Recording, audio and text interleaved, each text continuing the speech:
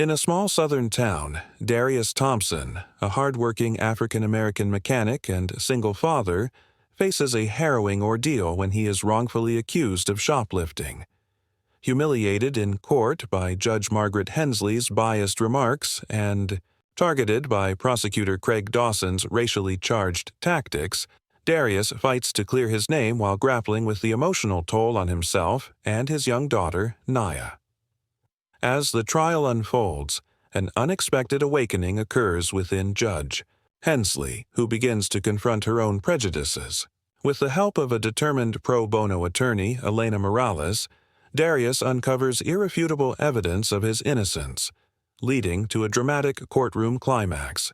The case becomes a catalyst for personal growth and societal reflection, inspiring Darius to advocate for systemic change and Judge Hensley to seek redemption.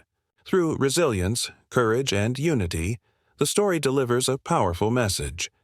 Even in the face of deeply rooted racism, hope and justice can prevail when individuals stand together to challenge inequality and reclaim their humanity. The air was thick with the weight of unspoken prejudices, the kind that hung in the corners of the room like cobwebs no one cared to sweep away. The courthouse groaned under the heat of a southern summer, its creaky wooden floors and faded portraits whispering stories of resistance to change. It wasn't just the physical space that felt oppressive, it was the atmosphere, heavy with judgment before a single word had been spoken. Darius Thompson walked into the courtroom, wearing a suit that didn't quite fit right but carried his dignity as though it were tailored perfectly. He held himself steady despite the storm brewing inside him. Every step he took echoed louder than it should have, drawing eyes that judged before they understood. His hands trembled slightly, but he clenched them into fists at his sides, refusing to let anyone see how much this moment terrified him. This wasn't just about him. It was about Naya, his daughter, who needed him more than anything else in the world.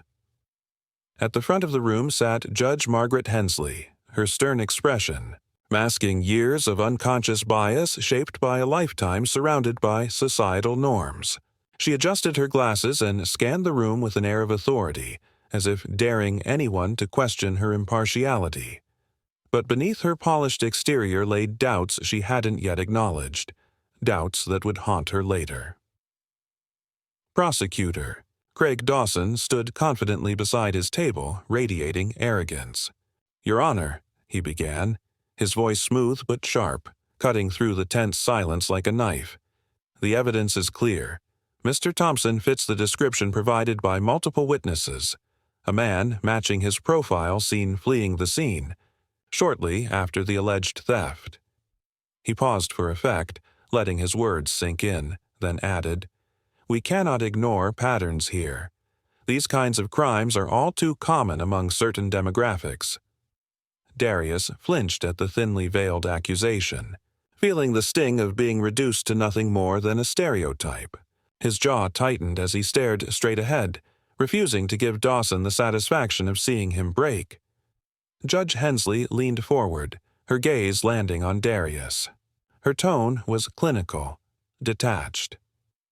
"Mr. Thompson, can you explain why your presence near the store aligned so closely with the timeline of the incident?" When Darius hesitated, searching for the right words, she continued, her voice laced with condescension. "Or perhaps there's another reason we should consider. A history. Maybe that suggests otherwise." Her words hit like a slap across the face. Darius swallowed hard, his throat dry. "I work 2 jobs, Your Honor," he said quietly, his voice trembling but firm. "I was heading home after finishing my shift when this happened. I've never stolen anything in my life." But his explanation seemed to fall flat against the wall of skepticism surrounding him. Murmurs rippled through the crowd, some nodding along with the prosecutor's narrative, others exchanging uneasy glances. Some believed every word Dawson said, others weren't so sure, but fear kept them silent. As the hearing dragged on, Darius felt the weight of those murmurs pressing down on him. When the session finally ended, he stumbled out of the courtroom, leaning against the cool brick wall outside. His breath came in shallow gasps and tears threatened to spill over. But he blinked them back fiercely. "What am I even fighting for?" he muttered to himself, his voice breaking. "How do you prove you're innocent when people don't want to believe you?" Inside the courthouse, Judge Hensley gathered her papers, preparing to leave for the day. But something lingered. A faint unease she couldn't shake. As she replayed the events in her mind, Darius's quiet composure stuck with her. Why hadn't he lashed out? Why had he remained so respectful, even as she humiliated him in front of everyone? She shook her head, trying to dismiss the thought. "It's stressful," she told herself firmly. "Nothing more." Yet deep down she knew it wasn't that simple.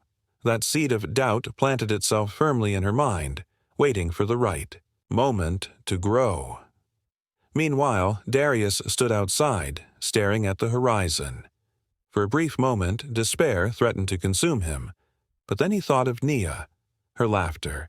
Her bright eyes are full of trust. If he gave up now, what kind of example would he set for her? What future would she inherit? "I'm not done yet," he whispered, almost to convince himself. And though uncertainty still loomed large, a flicker of determination ignited within him. A promise to keep fighting, not just for himself, but for her. Somewhere, miles apart, but connected by threads of regret and resolve, both Darius and Judge Hensley found themselves standing at crossroads. Neither knew it yet, but their paths were destined to collide again, not as adversaries, but as individuals seeking redemption and justice in a flawed system. The days following the humiliating court session were a blur of sleepless nights, restless mornings for Darius. Each tick of the clock seemed louder than the last, echoing the weight of everything he had lost and might still lose. The accusations had spread like wildfire through the small town, carried by whispers at grocery stores, gas stations, and church gatherings. People who once greeted him warmly now avoided eye contact or crossed the street to steer clear of him. Customers stopped coming to his garage altogether, leaving tools untouched and invoices unpaid. At home, things weren't any better. Nia's cheerful chatter had faded into silence. She barely spoke during dinner anymore, her eyes glued to her plate as if afraid to meet his gaze. One evening, while helping her with homework, Darius noticed tears streaming down her face. "What's wrong, baby?" he asked gently, brushing her hair back from her forehead. They said you're a thief," she whispered, her voice trembling. "Kids at school laughed at me today. They said I shouldn't even be here, because my dad does bad things." Darius felt his heart shatter in that moment. He pulled her close, holding her tightly as she cried. "Listen to me, sweetheart," he murmured, his voice thick with emotion. "I didn't do anything wrong. You hear me? Nothing. And we're going to fight this together, okay? We'll show them who we really are." But late at night, when Nia was asleep and the house was silent, doubt crept in like an unwelcome guest. Darius sat alone in the dim light of the living room, staring at bills piling up on the table. How could he keep going against a system that refused to see him as human? What chance did he have when every move he made was scrutinized under the lens of prejudice? It was Pastor Lewis who found him one afternoon, sitting slumped over the hood of a car in his garage. "You look like a man carrying the weight of the world on his shoulders," the pastor said softly, stepping closer. Darius let out a bitter laugh. "Feels like it sometimes." Pastor Lewis leaned against the workbench, folding his arms. "Tell me something, son. When life knocks you down, what gets you back up?" Darius hesitated, then sighed. "Nia. Always Nia." "And that's good," Pastor Lewis replied firmly. "But don't forget, you're fighting for more than just her. You're fighting for everyone else who's been told they don't matter, for every black man, woman, and child who's ever had to prove their worth twice over. Don't let them win by making you believe their lies." His words struck a chord deep within Darius. Maybe this wasn't just about clearing his name anymore. Maybe it was about standing tall against a system designed to break him. to show Nia and others like her that they deserved to take up space in a world that often tried to push them aside. Around the same time, Judge Margaret Hensley found herself unable to escape the memory of Darius's calm demeanor during the hearing. Late one night, after another long day of campaigning for re-election, she sat alone in her study, surrounded by stacks of case files. Her fingers hovered over the folder marked State v. Thompson. Something about it gnawed at her, refusing to let go. She opened it reluctantly, flipping through pages she'd already reviewed countless times. As she reread witness statements and examined evidence, cracks began to form in the prosecution's narrative. The timeline didn't add up. Witnesses contradict each other. And yet she'd allowed herself to be swayed by stereotypes rather than facts. Her chest tightened as guilt washed over her. She remembered the way Darius had looked at her, not with anger, but with a quiet dignity that demanded respect. Had she failed him? Worse, had she failed the very principles of justice she swore to uphold? The next morning, Elena Morales arrived at Darius's garage unannounced. She was young, with fiery determination in her eyes and a stack of papers tucked under her arm.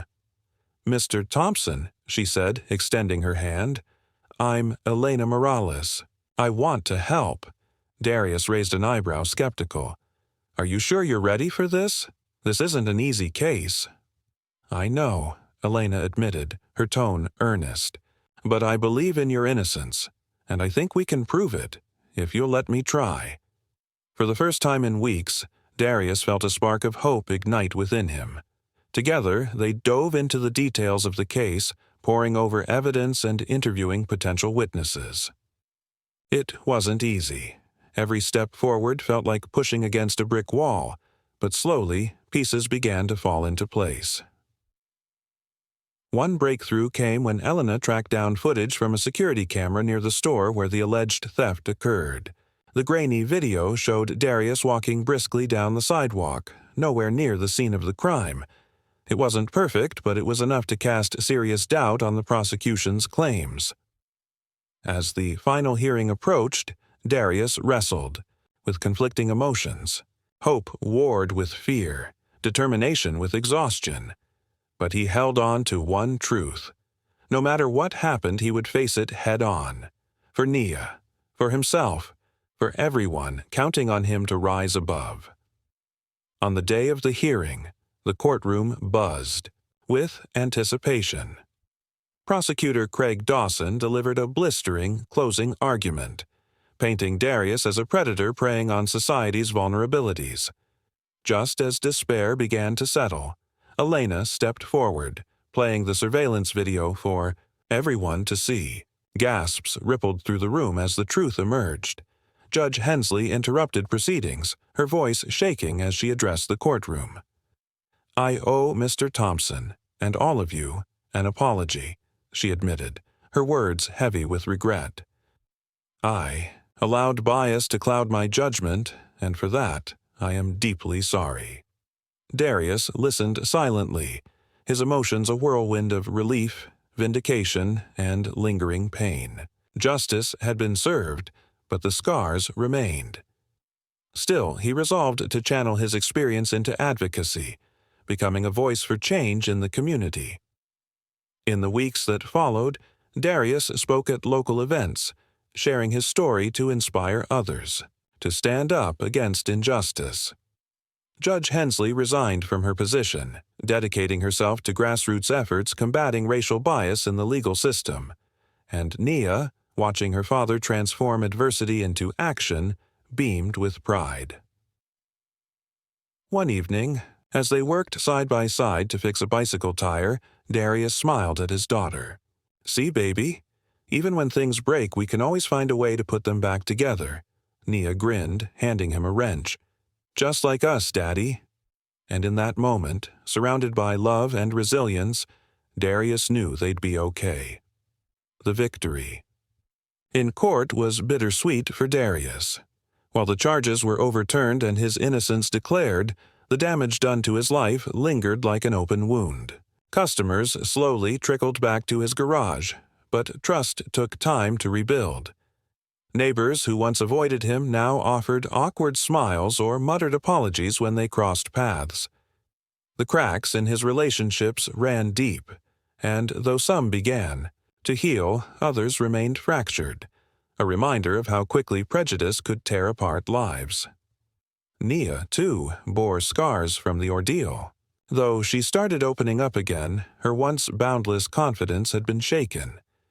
One afternoon, as Darius helped her with homework at the kitchen table, she looked up at him with wide eyes. "Daddy, will people ever stop saying mean things? About us?" Darius paused, setting down his pen. He wanted to promise her that everything would be all right, that the world would suddenly become kinder and fairer. But he knew better. Instead, he knelt beside her chair, meeting her gaze with unwavering sincerity. "People might still say hurtful things, baby, but what matters is that we know the truth about ourselves, and no one can take that away from us." Her small hand found his, gripping it tightly. "I'm proud of you, Daddy," she whispered. Those words carried more weight than any verdict ever could. They reminded him why he'd fought so hard, not just to clear his name, but to show Nia that resilience wasn't about avoiding pain. It was about rising above it. Meanwhile, Judge Margaret Hensley wrestled with her own transformation. Resigning from the bench hadn't been easy. It felt like admitting failure after decades of believing herself infallible. Yet, as she stepped into her new role working with grassroots organizations, she discovered a sense of purpose she'd never known before. She attended workshops on racial bias, listened to stories from marginalized communities, and confronted uncomfortable truths about the system she'd once served. One evening, while volunteering at a community center, she met Darius again. He was there speaking to a group of teenagers about overcoming adversity. His voice was steady, filled with conviction as he shared his story. When their eyes met afterward, there was no animosity, only understanding. "You've made quite the impact," Judge Hensley said, approaching him cautiously. "I'm glad I got to see this side of you." Darius studied her for a moment, then nodded. "Change doesn't happen overnight for either of us, but it starts with owning our mistakes and doing better. Looks like you're trying." Her throat tightened with emotion. "Trying isn't enough. Not yet, but I hope someday it will be." As weeks turned into months, Darius threw himself into advocacy work. He partnered with local leaders to organize town hall meetings addressing issues like racial profiling and systemic inequality. At first, attendance was sparse, but word spread, and soon the gatherings overflowed with people eager to listen and learn. Darius spoke not just of his own struggles, but of the countless others who faced similar injustices daily. His message resonated because it came from a place of authenticity, born out of pain but fueled by hope. Elena Morales continued to support him, using her growing legal expertise to help others facing wrongful accusations. Together, they formed a coalition aimed at reforming policies within the justice system. It was slow, grueling work, but each victory, no matter how small, felt monumental. For Nia, watching her father transform adversity into action became a source of immense pride. She threw herself into school projects, writing essays about fairness and equality, determined to carry forward the lessons she'd learned. One day, she brought home a drawing she'd made in art class, a picture of her and Darius fixing the bicycle tire together, surrounded by rays of sunlight breaking through storm clouds. "What's this?" Darius asked, smiling as he held up the drawing. "It's us," Nia explained brightly. "Fixing things, like you always do." He hugged her tightly, feeling a surge of gratitude. In that moment, he realized that resilience wasn't something you achieved alone. It was passed down, shared, and strengthened through love and connection. The narrative concluded on a hopeful yet realistic note. Racism still cast long shadows. Across society, its roots entrenched deeply in history and culture. But light broke through in moments of courage, empathy, and solidarity. Through acts of defiance against injustice, individuals like Darius and Judge Hensley proved that change was possible, even if it required patience, persistence, and collective effort. As Darius stood on stage at a community event one evening, looking out at a crowd united by a shared desire for progress, he felt a profound sense of peace. The road ahead would be challenging, but he no longer walked it alone. Together, they were planting seeds of hope, seeds that would grow into something stronger, brighter, and more enduring than the shadows that sought to dim them. And somewhere, in the audience, Judge Hensley watched, her heart swelling with quiet pride. She didn't know what the future held, but for the first time in years, she believed in the possibility of a better tomorrow, not just for herself, but for everyone willing to fight for it. As the months passed, Darius found himself at the center of a growing movement in the small town. What had started as personal advocacy, a way to reclaim his dignity and protect Nia's future, had blossomed into something far greater. He became a symbol of resilience, not because he sought the role, but because people saw in him what they yearned to see in themselves: strength in the face of injustice, hope amid despair, and an unyielding belief in the possibility of change. One chilly autumn morning, Darius stood outside the community center where he now spent much of his time. The air smelled of fallen leaves and fresh beginnings. Inside, volunteers bustled around, preparing for another day of workshops, legal clinics, and youth mentorship programs. Elena Morales waved at him from across the room, her arms full of flyers promoting their latest initiative, a campaign to educate local businesses about implicit bias. "You ready for this?" she asked, her tone light but her eyes serious. Darius chuckled softly, running a hand over his shaved head. "Ready as I'll ever be." The truth was, he wasn't sure if he'd ever feel fully prepared for the weight of what he was doing. But readiness wasn't the point. It was about showing up, even when the odds felt insurmountable. That's what Pastor Lewis had taught him, what Nia inspired in him, and what Judge Hensley's apology reminded him. Progress came one step at a time. Later that afternoon, Darius sat with a group of teenagers in a circle on the floor. They were part of a new program designed to empower young people to speak out against racism and inequality. Some of them looked skeptical, others nervous, but all were eager to learn. "Let me tell you something," Darius began, leaning forward so his voice carried without being loud. "When I was your age, I thought staying quiet was safer. If I didn't make waves, maybe people would leave me alone. Maybe I could just live my life. But here's the thing. They don't leave you alone. Not unless you let them define who you are." A boy in the back raised his hand hesitantly. "What if we mess up? What if we say the wrong thing?" Darius smiled, remembering how often he'd asked himself the same question. "You probably will mess up. So will I. But messing up doesn't mean you stop trying. It means you listen, you learn, and you keep going. Because every voice matters, even yours." The kids nodded slowly, some scribbling notes, others simply listening. By the end of the session, a few approached him to shake his hand or thank him quietly. One girl lingered behind, clutching a notebook to her chest. "Mr. Thompson," she said shyly, "I want to be brave like you someday." Her words caught him off guard, and for a moment he struggled to respond. Finally, he knelt down to meet her eye level. "You already are brave," he told her gently. "Just by wanting to make a difference, you're proving that." Across town, Judge Margaret Hensley navigated her own path of redemption. Working with grassroots organizations had opened her eyes to realities she'd long ignored. She attended meetings, facilitated discussions, and even led seminars on recognizing unconscious bias within the legal system. At first, she faced skepticism from those who doubted her sincerity. Some accused her of trying to polish a tarnished reputation. Others dismissed her efforts as too little, too late. But she persisted, driven by a growing understanding of the harm she'd helped perpetuate, and a desire to undo it, One evening, after a particularly challenging workshop, she sat alone in her car, staring at the steering wheel. Tears pricked her eyes as she replayed moments from the session, participants sharing raw, painful stories of discrimination and marginalization. Their courage humbled her.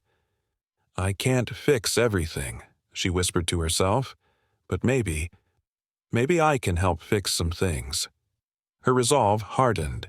She began reaching out to former colleagues, urging them to examine their practices and biases.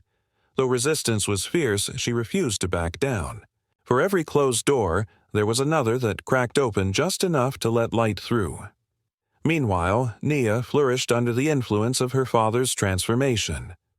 Her grades improved, her confidence soared, and she took pride in speaking up whenever she witnessed unfairness. One day, during recess, she confronted a classmate who teased another student for wearing second-hand clothes. "That's not okay," Nia said firmly, planting her feet. "We shouldn't judge people for stuff like that." Word of her boldness reached Darius later that week. When he praised her over dinner, she shrugged modestly. "I learned from the best," she said, grinning. By winter, the coalition Darius and Elena had built gained significant traction. Local news outlets covered their efforts, amplifying their message beyond the confines of the small town. Letters of support poured in from across the country, along with invitations to speak at conferences and rallies. Darius accepted some, declining others. He knew his primary responsibility lay with his family and community. At one such event, held in a packed auditorium, Darius delivered a speech that resonated deeply with the audience. "Racism isn't just someone else's problem," he declared, his voice steady yet impassioned. "It lives in the silence of good people who choose not to act. It thrives in systems we've allowed to go unchecked. But here's the beautiful part. We hold the power to dismantle it. Together." Applause erupted, filling the room with energy. Among the crowd sat Judge Hensley, clapping alongside everyone else. As their eyes met briefly, she offered a small, genuine smile, one that acknowledged both the distance they'd traveled and the journey still ahead. Back home, life continued its rhythm of rebuilding and renewal. On Christmas Eve, Darius and Nia decorated their tiny tree together, stringing lights and hanging ornaments made from construction paper. Laughter filled the house for the first time in what felt like forever. "This is nice," Nia said, settling onto the couch beside him. "Feels like normal again." Darius wrapped an arm around her shoulders, pulling her close. "Normal's good, baby, but sometimes we gotta make our own kind of normal." She leaned into him, content. Outside, snow began to fall, blanketing the world in quiet beauty. In that peaceful moment, surrounded by love and hope, Darius allowed himself to believe, not just in justice, but in the enduring power of humanity, to rise above its flaws.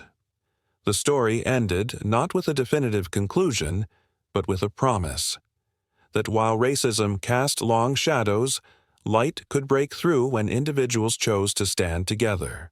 Through acts of courage, empathy, and solidarity, society could begin to heal and move forward. If this story moved you or inspired you to reflect on the power of resilience and justice, please like and share and subscribe for more thought-provoking content. Together, we can spark conversations that challenge inequality and inspire change. Your support helps us continue sharing stories that matter, stories that uplift, educate, and empower. Don't miss out on future narratives that celebrate courage, authenticity, and the fight for a better tomorrow. Join us in creating a community dedicated to meaningful storytelling. Subscribe now.